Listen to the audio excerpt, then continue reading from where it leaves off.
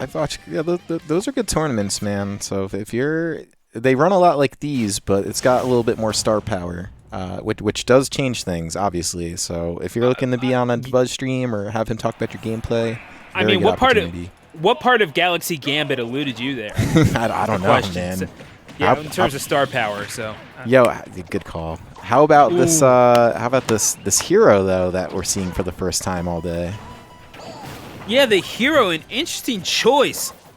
Very From interesting. Joe, perhaps not trusting the nest to deal with the walls that Zane can put up with Duck Hunt. Whatever the question is, the stakes are clear. Winner goes on, loser gets out. That's exactly right, and this is it. This is best of 5 territory. So if this game 1 doesn't go good for Joe's hero, and I have no reason to think that it won't. Joe does seem to be a very good character. It's just we've only seen Ness today, so your guess is really as good as mine, Stu, if this hero is legit. And just like that, speaking of legit, that is going to be first stock, first blood going to Joe. I mean, if nothing else, they can get 1 game with hero, 2 if they're real good about it. But they're going to be relying on opening up the menu and looking for bounce the entire time just to nullify everything that Duck Hunt has to throw at them. And at that point, you have to be a rushdown character. So this is you got to make good on the projectiles while you can if you're Zane, and doing pretty decently thus far, but not able to have it show on the stock board at the very least. You know, and I'm suddenly seeing why Joe would choose this matchup over Ness, because as I'm looking at it, I feel like Hero's spells, there's so many options to just get right past all of Duck Hunt's basically defenses almost immediately, whether it be Sizz or any of those spells that just go right past. But in either case, that is going to be Zane evening things up pretty much. Yeah, and you see that menu kind of open up and trying to fake out Zane, maybe goad them into approaching just a little bit, and doing whatever they can to break Zane's game plan up. And that's generally how you beat them, is you get Duck Hunt off the standard game plan. Even though Zane is very good and relatively versatile, you still want to do Duck Hunt things as Duck Hunt. That's never going to change. Yeah, you gotta. And I think you might be right about the menu, between just being a little bit of a bait, and also I think he's really cycling for right there, looking right for bounce, essentially, because that kind of just nullifies a lot of what Duck Hunt can do, which is already somewhat limited, I'll say. And then, yeah, the spells that kind of just break through Duck Hunt's walls are coming out as well. So, yeah, I think that menu's popping open, maybe to bait, but I think also just looking for specific spells that get right past Duck Hunt. Yeah, they're just trying to work their way in, and this hero, honestly, putting in their fair share of the work, and in fact, garnering themselves a little bit of a lead, though Zane is going to have something to say about that, as it's going to be the robber going down and trying to get that kill. Yeah, this is quite literally like a bit of an explosive game here. We're seeing pretty much even through and through, and just a lot of things being thrown out. And yeah, you could see it. It looks like a big part of Joe's game plan is Sizz, which makes a lot of sense. Because that move goes, and it goes quick, and it goes at a pretty good distance, and we're seeing a lot of this can explosion hitting them both. Eventually it's going to kill someone. Yeah, I mean, whether only Providence can direct at this point who it's going to be, because it is someone's going to die. We are in the triple digits, but it's going to be the sword that winds up making the last cut on the second stock of Zane. Joe with the upper hand, and this is about what you want if you're Joe, just getting this this thing off kilter and bounce. It's going to make Zane's job even tougher, and Joe perhaps with carte blanche to get right in and really looking for the whack. That's just that could have been it. That literally could have been game. But I know its scale is based on your percent, the probability that it just kills you. So I mean, 37%, I would imagine. I gotta hope that pretty low odds of you dying, but I'm not entirely sure. But in either case, I think if another one comes out, not zero. Yeah, exactly. So, if it comes out again, he's dead probably, and connects. I would have to think that you're correct there, Chris. Either way, Oh, yeah, Gaucho's going to keep them on the higher ground. Joe is going to be not necessarily confined, though, because you have that menu, so many options with which to work. Zane, however, getting pretty comfortable with holding forward and going in behind the skeet, and that's one of those rushdown options that Joe is just going to completely disregard when you have bounce, and you're still holding that sword.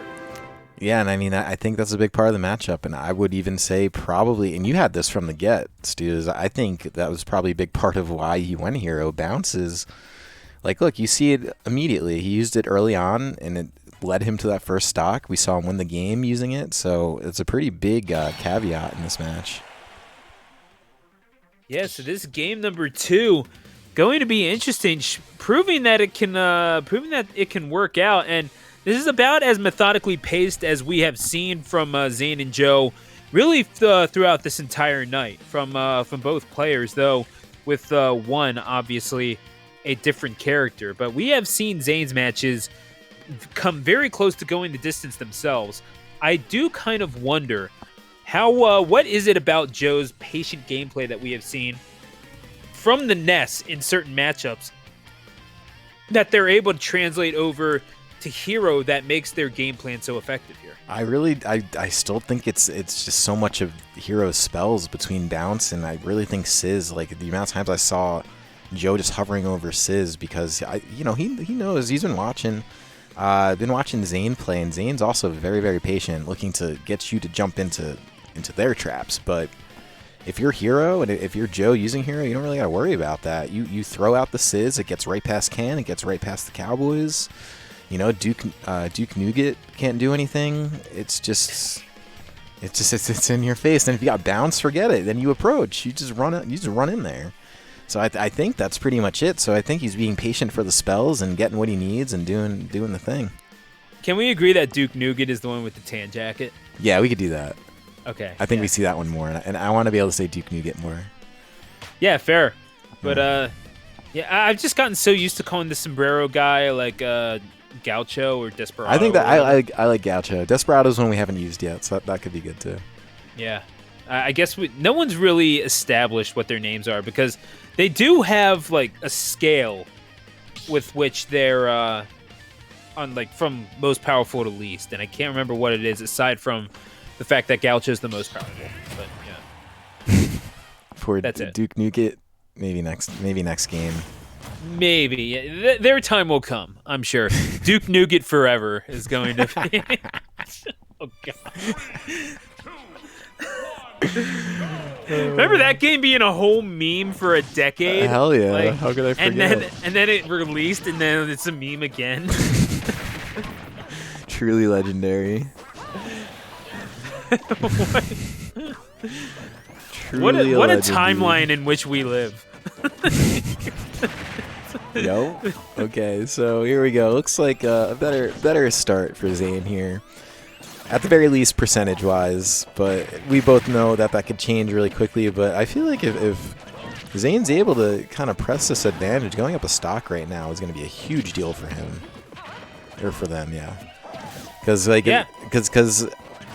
that is much more space than they had to deal with all last game. So getting that now in a game 2 in a best of 5 seems pretty important, and tracking him nearly with that can. I mean, yeah, Zane has some extra sensory visions when it comes to their can placement. I don't even know what to tell you. But even though they had the damage advantage, what matters is how many heads you have on the bottom of your screen. And right now, they have less than Joe, and that's a problem. Yeah, that's kind of sad a little bit, because I feel like Zane had controlled that whole first stock, and then now we're in a position where Joe has, well, the magic's starting to come back a little bit, but was at very low magic and just not able to take advantage of that. But, man, falling out of that up air, that would have been the stock. It does kind of make sense, though. Yeah, the straight can is, in fact, going to kill, but I do kind of get the methodology behind going for it. I don't know. If you're Zane and you're picking this, I don't think they made the right call, because I think Triplats gives you, or even Small Battlefield, gives you those platforms a little bit closer to the ledge. It makes it a little harder for Hero to land, and it gives you that much more ample of an opportunity to kind of rush up and up Whoa. air their landing. So I kind of wonder about that, and maybe they're more comfortable just having them on flat ground and trying to lull this Hero into landing. But even so, the Hero lived for a long time in game for that stock number 1. I kind of wonder about how it's turning out. Yeah, we'll see. I mean, I know that was a lot. no. All things considered, though, Zane doing a great job keeping themselves composed because the patience is paying off. Getting that first initial lead kind of swiped from them is kind of brutal. So sometimes even just the mental getting back from that is tricky. But this is a position where Zane's gonna have to be a little careful because, Joe could park themselves on the other side of the stage, throw out a Sizz, throw out a Kaboom, and potentially kind of sneak this. I feel like Duck Hunt doesn't really have that same luxury. They're going to have to do something a little bit more creative, whether it be with the can or, yeah, just catch a landing with up air. And this is where the pace of the game starts to become a little bit more sensible, isn't it? Where we're seeing the clock strike the 4-minute mark and go past it. And only now getting to the final stocks. Now, it's probably not going to go the distance, but this is about what we are used to seeing from these two individuals. They are more than content to let the clock run down, more than content to use as much time as they need that in order to implement their game plan. And right now, it's working out just fine for Joe, who, yeah, it's best of 5 territory, but that just means you're that much closer to victory no matter how many games you're playing. Yeah, that's true. And here we go, Acceleratle coming back out. And this is like a debated move on how good it is. But one thing about it is you do die a little earlier. I believe the knockout or the knockback is more. And oof, if that was a crit, that was a game over. But wasn't. Yeah. So living to fight another stock if you're Zane. And might be a big stock because now going up does have the what's that? Is that oomph or is that the other one? I don't know which one glows red, but in either case, I do still think it is oomph. I think it still lightens the knockback. Sizzle interacting with the can to the detriment of Zane, and we're just about tied with the what a time to get bounced. My oh my, Zane is going to have to play this extremely carefully. And yeah, I feel like if you're Joe, you are staying away from the platform with every last fiber of your being. Parry that thwack? I don't know if they parried it. Or was it the can? Maybe it was the can. I think it was an interaction. Jeez. I could be wrong. I just heard the parry noise and I saw thwack at the same time. Yeah, it's nuts. I don't know if you could parry thwack. I have no idea. All I know is I've never done it. Watch out for Sizz, yep. Yeah, Duke Nougat, there you go. But yeah, there he is. Yo! Oh, but the can is going to show out Zane holding onto it and going past the 2-minute mark. You know what? It's doesn't matter if it takes 5 minutes or 5 seconds. A victory is a victory, and Zane is in this for the long haul. We are tied up at 1. Yeah, that was a great use of the can, and we've seen this a lot today. Zane popping that can up, and whether it be getting popped up and then chasing, or popping up and getting the last kill, that either way, making great use of it. But looking at the rest of these replays, you'll see this game 2 and end game 1 before this really back and forth. Hero being that character coming out of nowhere for Joe. Joe's been going Ness all day if you're just joining us and not realizing. So the Hero is someone that we're seeing brand new right now. But let's see this last stock one more time. This is just what you do with Duck Hunt, right? This is the stuff you do. This is the thing that you do, in fact. But yeah, the Ness, it's interesting because we've seen them go through a couple tournaments. At least thus far in the new year, they wound up finishing second in a tournament called Make a Run for It 10. Finishing second out of 138 players, wound up beating Arrow, a decent little Yoshi, actually. Wow. By a score of 3-0. And yeah, this guy honestly doesn't have too bad a record, all things considered, at least in tournaments that they wind up playing in. But Yeah, just not maybe not the most top level Smash experience, but they're starting to garner it and maybe growing a little bit as a player. Certainly, a win over someone like Zane would prove to be huge for them. This might already be their most impressive bracket yet. Could be. I mean, these brackets do get very dense. So if you're coming out to a DNA and you're performing this well to the point where you've already secured top 3, regardless what happens here, you're doing all right. These brackets are not easy, and there's always a lot of good players. So I think it kind of speaks for itself to some degree. So it's having those other tournaments, even if they don't have a lot of big players in it, like it's still a step forward. But wow, 0% currently on Zane. No damage at all. Just kind of clean that up while we were sitting here talking about Joe's tournament history. But Yeah. that's a really huge boon for Zane. I mean, we did see this matchup earlier on, Zane versus Joe in winners semifinals. Zane, of course, taking that by a score of 2-0. So the pick over to Hero, perhaps an adjustment by Joe, recognizing what happened in winners semis and just how hard it was for that nest to get in and penetrate the defenses of the Duck Hunt. But now all of a sudden we're seeing them at about the same. With about the same problem, just how difficult it is with Oomph. You're trying to maybe cheese out a kill here, and Zane is not going to let that happen. More than content to just kind of run away and let the timer run out on Oomph. Oh yeah, and it's funny you're mentioning it. This is a run back. We didn't even mention that once yet. So yeah, we are seeing the Hero, but this did play out already a little earlier in winter semis, and wow, that is a crit broken shield, and now a dead dog and duck, I guess.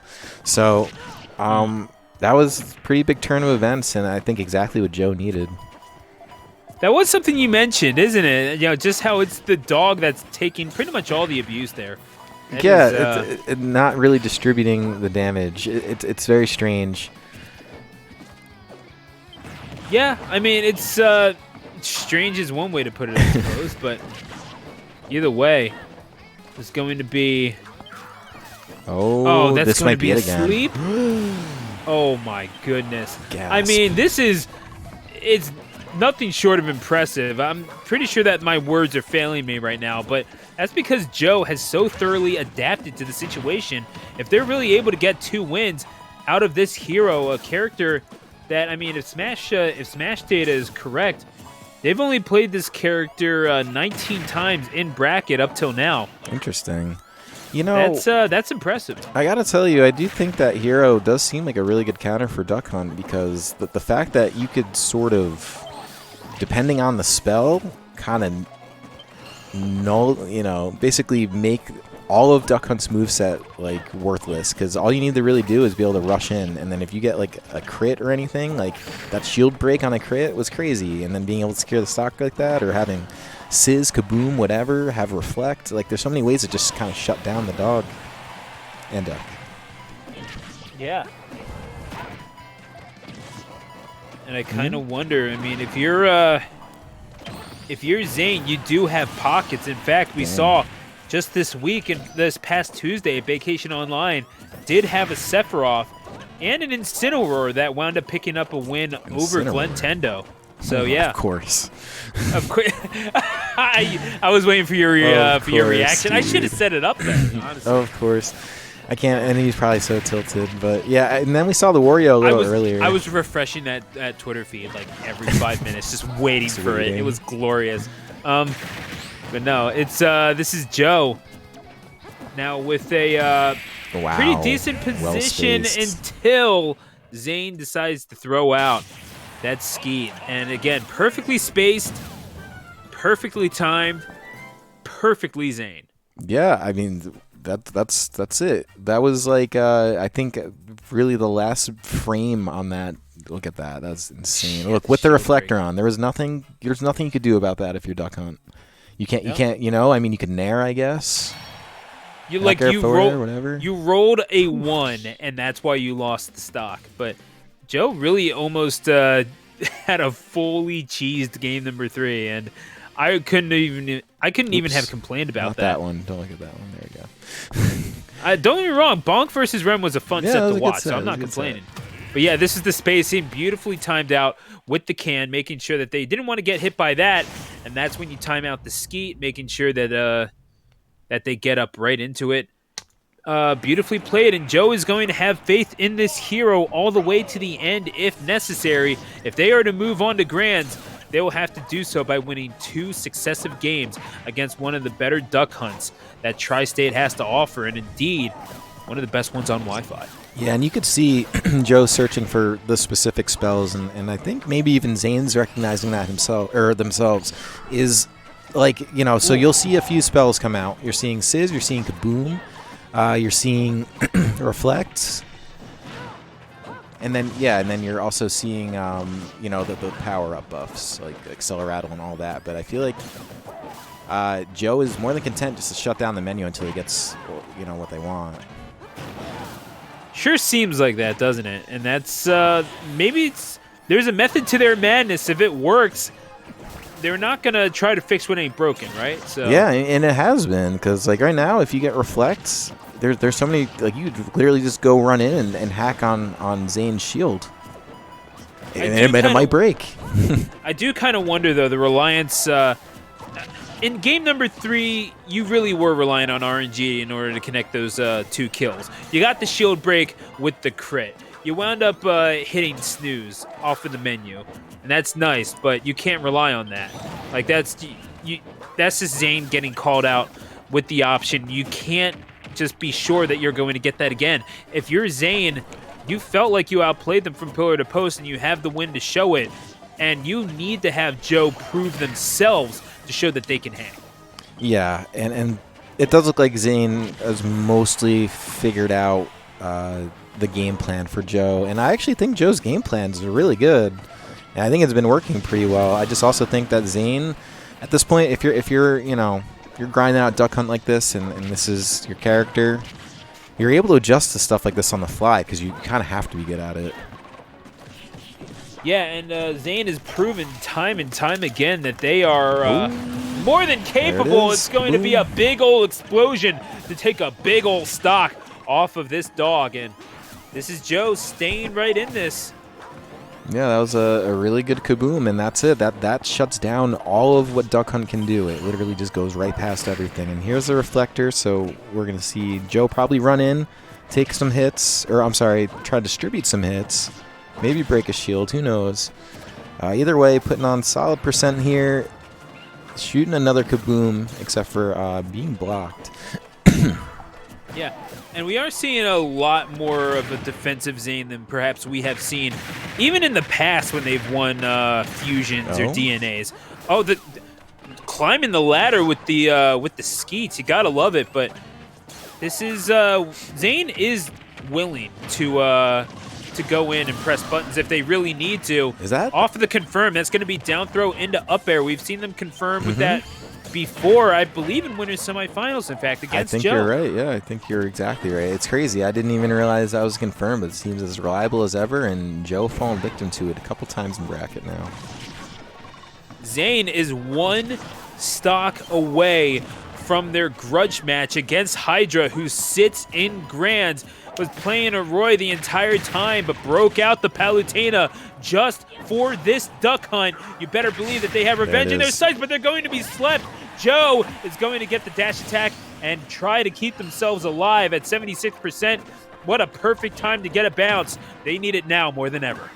Yeah, opting for the dash attack, just so sure that it would kill, and sure enough, that's a stock. And this is a pretty manageable situation for Hero still, so we could still find ourselves in a game 5, but Zane not really looking to give that to Joe, because they have been really adjusting so well this entire set. Oh, gets There's a tagged can in the face by Duke Nougat, unfortunately, and that's going to be Zane trying to establish their stage advantage. The control is absolute. Their place in grand finals is not. They need to get this last hit, and Acceleratle is going to be the last gasp for Joe. They need to get in and start swinging away. Only 27%. Zane is more than keen to not take any more damage, especially when they don't have to. What a critical bounce. Yeah, and Zane's got the right idea, just kind of waiting out the spells, keeping themselves safe from any real damage, and getting that can, right? There you go. The bounce ran out. Zane was more than happy to take advantage of that. And yeah, gunmen in tow, they are shooting their way into grands. Yeah, and honestly, really good run for Joe. Nothing to be ashamed of there. I mean, really kind of taking it toe-to-toe to Zane, despite not getting the win out of it, but much improved over the winner semi set, which was a 2-0, and I think kind of a quick one at that. So, no shame there. Pretty good set overall. Did land some really cool stuff, that being one of them. Snooze really putting in work this entire set. So that is going to be Joe landing third place, possibly in the first appearance here in DNA. I don't recall ever seeing them here. And then Zane getting the run back for themselves against Hydra, who sort of has gone a little bit uncontested today. It's looking really, really good. Yeah, Hydra has been just tearing through this bracket. I don't know if they have not lost. They didn't lose a single game, at least in top 16. I'm going to have to check back to see if they've lost at all, but they wound up beating Rem and Beast by scores of 2-0 in quarters and semis, respectively. But then Zane winds up beating Zane 3-0, and